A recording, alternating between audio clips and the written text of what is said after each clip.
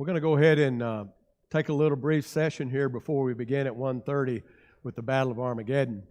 And we'll spend some more time on the Antichrist since we have extra time. I thought we could do that. I don't have PowerPoint for it, but we can go through together. I'll just bring my stand up here. And we're going to be in Daniel first, if you want to go ahead and turn there. And we'll go from Daniel to 2 Thessalonians 2 to Revelation. Let me remind you of what we already studied about the Antichrist. We learned that it's only mentioned 5 times in the Bible. That is, that term, Antichrist. Each of those 5 times was in 1 John and 2 John. 1 and 2 John said the Antichrists are already here. There are many Antichrists. Antichrists are deceivers who deny the Lord Jesus Christ. And so that's what the Bible means when it talks about Antichrist. It has nothing to do with some political military leader that rises up with a great army at the end of the world. However, there are some who see such a one in Daniel, 2 Thessalonians 2, and in Revelation that do that very thing. That's what they see. But I don't think that's what the Bible teaches, and I'll try to help you to see why. So first of all, we go to the book of Daniel. And let's go to Daniel chapter 7, verses 3 through 8.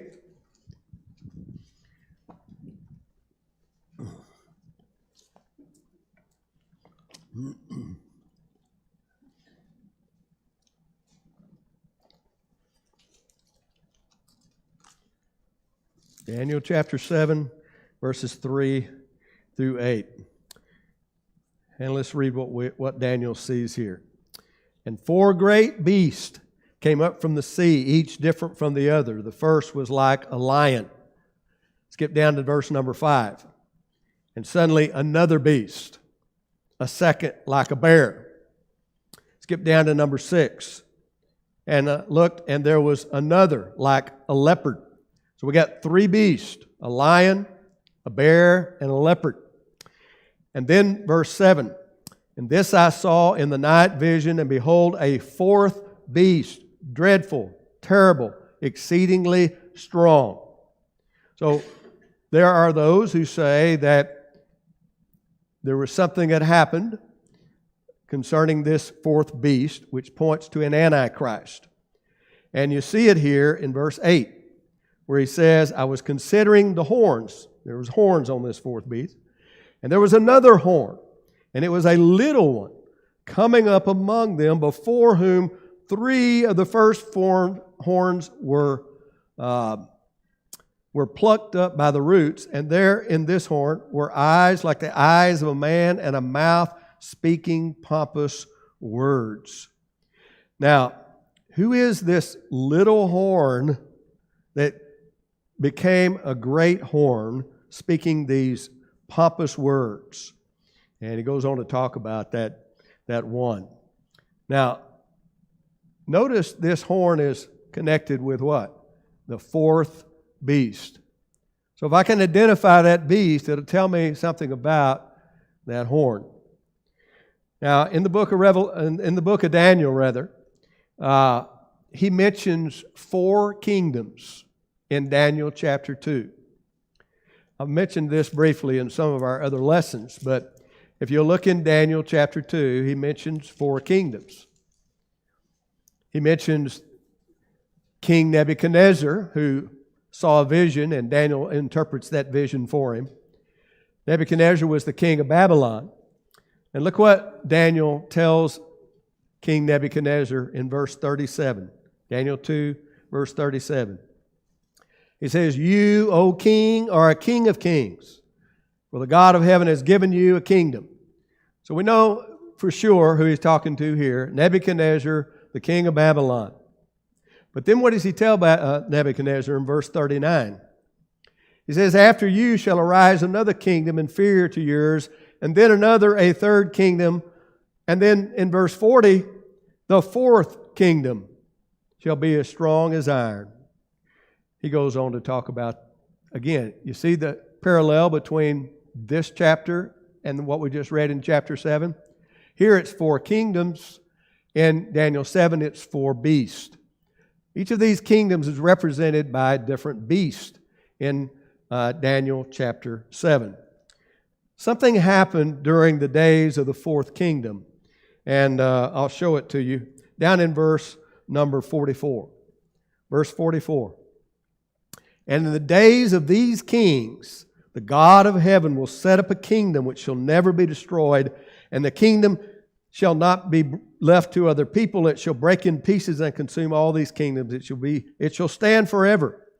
Inasmuch, verse 45, as you saw the stone was cut out of the mountain without hands, that it broke in pieces the iron, the bronze, the clay, the silver, the gold, the great God has made known to the king what will come to pass after this. The dream is certain, its interpretation is sure. What is this kingdom that was created during the days of the fourth kingdom that lasts forever, that stands forever? There's only one kingdom that stands forever, folks. It's not a kingdom of man. It's the kingdom of God. All right? It's His church that was established during the days of the Roman Empire. Remember what Jesus said in Matthew 16, 18, and 19? He said, I'll build my church, and the gates of Hades shall not prevail against it. And I'll give unto you the keys of the kingdom, He told His apostles. The kingdom of Christ was prophesied here in Daniel 2:44, that it would stand forever. But what are these 4 kingdoms? Well, if Nebuchadnezzar, the king of Babylon, was the first one, we know the Medo-Persians destroyed that kingdom. It fell, and we have the second kingdom, the Medo-Persian kingdom. The Medo-Persian fell, and it fell by the hand of the Grecians, led by Alexander the Great. That's the third kingdom. What came after Babylon, after Medo-Persia, after Greece, the Grecian kingdom? The Roman kingdom is the fourth kingdom. So whatever we're reading here has to do with the Roman Empire, which fell in about the 5th century A.D., no longer around.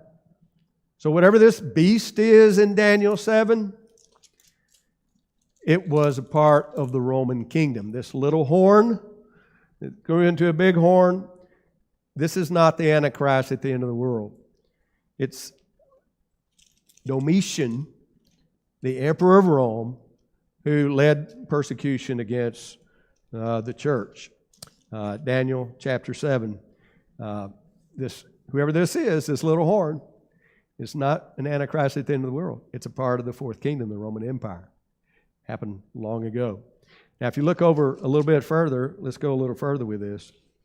Go into Daniel chapter 8 and look at verses 3 through 9 in Daniel chapter 8. In Daniel chapter 8, he uses different animals. And he speaks here of a ram. Verse 3.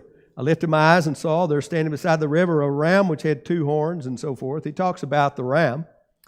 And then notice what he says in verse 9. And out of them came a little horn which grew exceedingly. All right? Now, who are these? Look over in verse 20.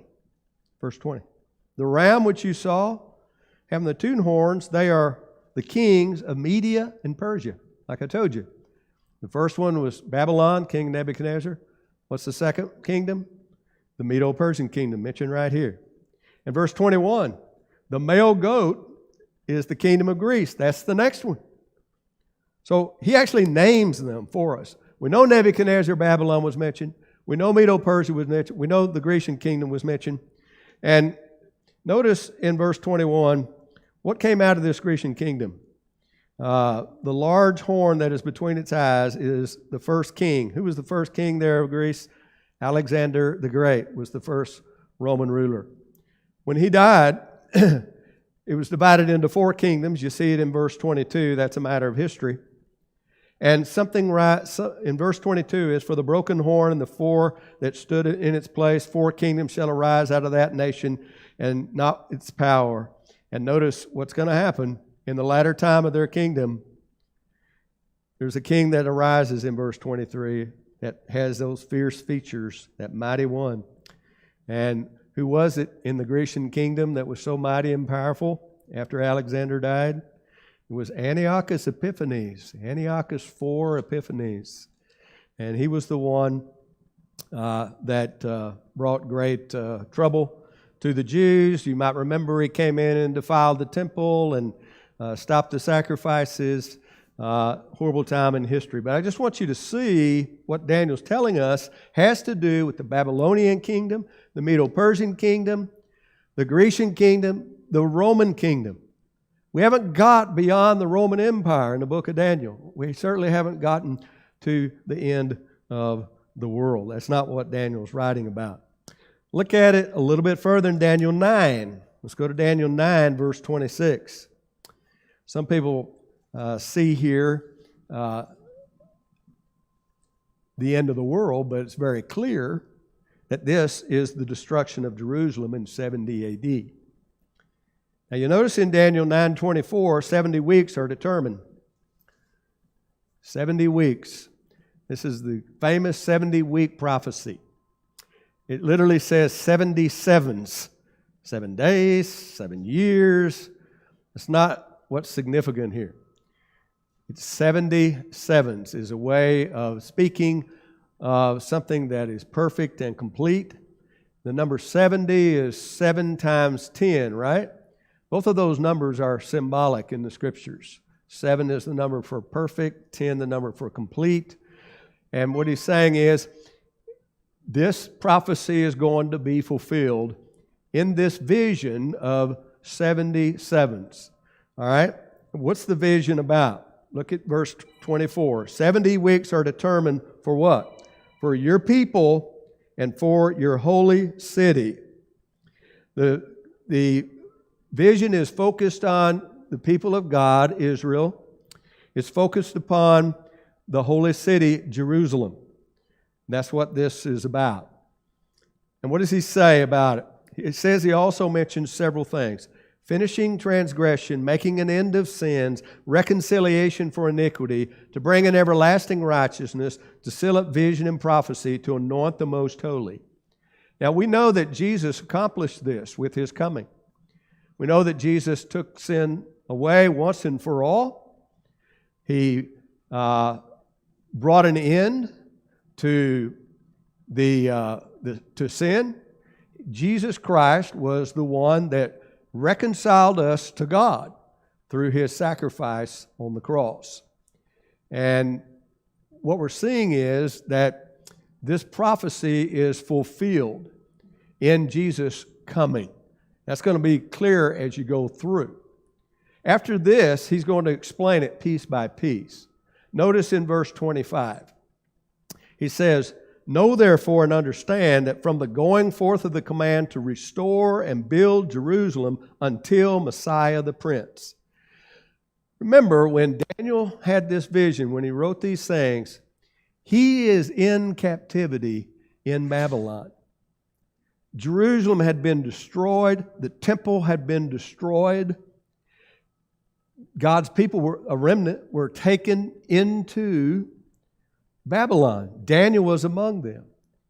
And what he's seeing in this vision is Daniel, God's people are going to go back to Jerusalem. They're going to rebuild the temple. That's where this prophecy begins. Verse 25, no, to restore and build Jerusalem. That's where it begins. But where does it end? Until who? Verse 25, until Messiah the Prince. This helps us to understand what this vision is about. It's about Daniel and all the Jews in Babylon getting to come out, restore Jerusalem, rebuild the temple. You can read about it in Ezra and Nehemiah, how they actually built the foundation of the temple, how they eventually completed the temple, how Ezra restored the worship of the temple, and how that later Nehemiah would come and build the walls of the city. All of that happened. And then it was sometime later that the Messiah came. Notice what it says in verse 26. After the 62 weeks, Messiah shall be what? Cut off. Daniel says Jesus is going to be put to death. Not for himself, he says, but for us. He says, not for himself. Now he talks about, and the people of the prince who is to come shall destroy the city and the sanctuary. The people of the prince. The prince was Titus, the Roman commander. The Romans would be led by him to besiege and to destroy the city and the temple. That's what this prophecy is about. Notice it's associated not with the second coming of Christ, but the first coming of Christ, when the Messiah would come and be cut off, be put to death. And then not long after that, because the Jews rejected the Messiah, because they rejected the church, this prince would destroy the temple, would destroy the city of Jerusalem. And then notice verse 27.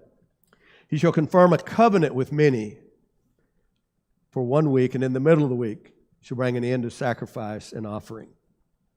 Now think about this. When Jesus came, He not only died for us, but He brought a new covenant. It was not just for the Jews, but it was for the Gentiles. It was for many. It was for all nations. And it was through that that we could be saved. The gospel of Jesus Christ recorded in the New Testament of Jesus Christ. It would bring an end to sacrifice and offering. When Jesus died, do you remember what happened in the temple when Jesus died? Anybody remember? The veil in the temple was torn in two. Jesus came to bring a new covenant, a new way to God. It wasn't through the temple, it was going to be through Him. It was not in a physical temple, but through the greater temple, the church. It was going to be, He was bringing reconciliation. He was fulfilling what the Old Testament was looking to, this salvation through the Messiah. And so when He died, that curtain was torn in two. And it was no longer the way to God. Jesus gave a new covenant. He abolished the old law that separated Jews from Gentiles, according to Ephesians 2, 14 to 16. He took away the law. He put it away, according to Colossians 2, 14. And so, again, this all has to do with the first coming of Christ, the salvation of man through Christ, reconciling us to God. But the Jews, because they rejected that, their city was destroyed, their temple was destroyed, so that they couldn't even offer those sacrifices if they wanted to. It's all gone. And God made that clear at 70 AD in the destruction of the temple. That was the desolation that's spoken of here at the end of verse 27. On the wing of abomination shall be one who makes desolate, even until the consummation which is determined is poured out on the desolate. The desolation of abomination that we read about in Matthew 24, verse 15, which happened in that generation. Remember Matthew 24, 34? All these things have come to pass in that generation. So we've been over that, but I just wanted to remind you. Here's Daniel. Daniel talks from Babylon all the way down to the fourth kingdom, the Roman Empire, when Jesus dies, when the church is established, when the city and its temple is desolated. Now, as you go on let's go all the way to the end of the book in chapter 12. Look how he ends the book. Notice what he says in verse 6. Chapter 12, verse 6. And one said to the man clothed in linen who was above the waters of the river, how long shall the fulfillment of these wonders be? He's been talking about all these things from Babylon to Rome. How long is it going to be? He wonders. And if you look at the end of verse 7, I'm not going to read the whole verse, but at the end of verse 7, when the power of the holy people has been completely shattered, all these things shall be finished. The holy people, of course, are Israel. When they're going to be put away, God no longer sees them as His covenant people. They broke the covenant. They rejected His Messiah. Notice in verse number 9, verse number 11, it says, and from the time that the daily sacrifice is taken away, the abomination of desolation is set up. Sacrifices were taken away. Abomination of desolation, those Romans brought their ensign of eagles there in the temple itself. So from beginning to end, Daniel is a book from Babylon to the Roman Empire to the destruction of Jerusalem in 70 AD. That's the end that he talks about in the book. It's the end of this prophecy. It's the end of these visions. That's as far as Daniel ever went with his prophesying. He went to the destruction of Jerusalem in 70 AD. So there is no Antichrist there at the end of the world. All right, let's go to 2 Thessalonians chapter 2. 2 Thessalonians chapter 2. 2 Thessalonians chapter 2. Here we read about a man of sin. Is this man of sin the Antichrist at the end of the world? We'll pick it up in verse number 3. Verse number 3. Let no one deceive you by any means, for that day will not come unless the falling away comes first. In the first two verses, he makes clear, I should have read it, I guess. He's talking about the coming of our Lord Jesus Christ. He's talking about the end of the world. And they're thinking, hey, it's going to come right now. He says, no, look, verse 3, there's got to be a falling away comes first. But when he does come, the man of sin is revealed, the son of perdition. I want you to notice something about this falling away. This is something that's been spoken of throughout the New Testament. The Apostle Paul is going to talk about it in 2 Timothy chapter 4, 1 Timothy chapter 4, rather, in verse 1 through 3. Some shall depart from the faith. And he goes on to talk about some of the doctrines that they're going to deceive people with. The abstination from marriage and for certain foods and those kind of things. The falling away, departing from the faith. You read about this departing from the faith, these false doctrines throughout the New Testament. Paul and Peter and John are all trying to stop these from spreading. 2 Peter 2 is all about the false teachers and how that they're deceiving people and bringing them, causing Christians to even turn from the Lord. And they themselves denied Christ. They were once Christians but denied Christ. They were false teachers. You see it in 1 John, where there were some who were claiming to have insights that the apostles didn't have, that Jesus didn't come in the flesh. All kinds of crazy things were being taught at the beginning. And so, but the church had already started to depart. But actually, the church would fall away from God, and it would become an apostate church, which we know today as Catholicism. All right? And you know all of the doctrines of Catholicism. The doctrine of purgatory, the doctrine of the worship of Mary, the doctrine, the introduction of musical instruments, the sprinkling of babies for baptism because of their doctrine concerning original sin, and so many other doctrines that we don't find in the Scriptures. But so what he's talking about here in this context is this apostate church that departed from the faith. It's not to say there weren't remnant of Christians throughout time, because there always has been those that held to the faith. There was a great falling away that has taken place. Now, something else you'll notice about this is, if you notice in verse number 7, for the mystery of lawlessness is already at work. Whatever he's talking about here was already at work. As I said, the church was already departing from the faith. It was falling away, would eventually form into Catholicism, but it was already at work. This is not some future Antichrist. Notice, only he who now restrains will do so until he's taken out of the way. Who's restraining? Who's restraining this apostate church? The Roman Empire. The Roman Empire had power. The Roman Empire was keeping this apostate church from becoming powerful. But what happened when the Roman Empire began to fall? The Roman church became powerful. And they still sit there in Rome.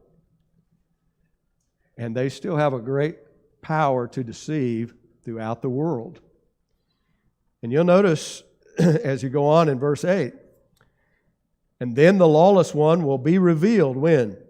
whom the Lord will consume with the breath of his mouth and destroy with the brightness of his coming. That apostate church will still be here when the Lord comes again. And of course, it'll be all revealed what that apostate church really is. With the brightness or the appearing of his coming, he says, it will be judged at that time. And notice their deceptions in verse 9.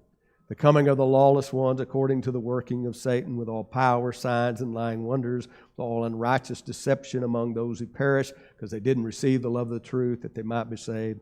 For this reason God will send them strong delusions, they should believe the lie, that they all may be one, or they all may be condemned who did not believe the truth but had pleasure in unrighteousness.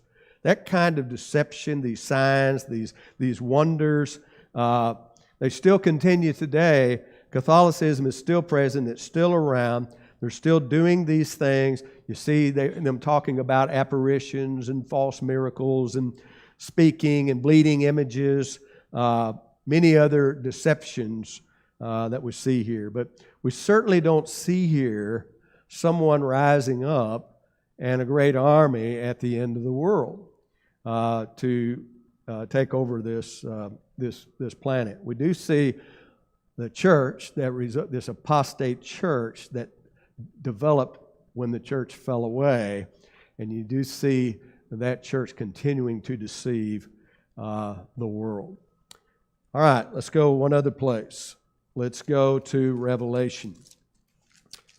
And I'm not going to have time to do Revelation. You want to take a break and start the one we're supposed to? I'm going to get a lot of Revelation, okay? I'll get it in the next one.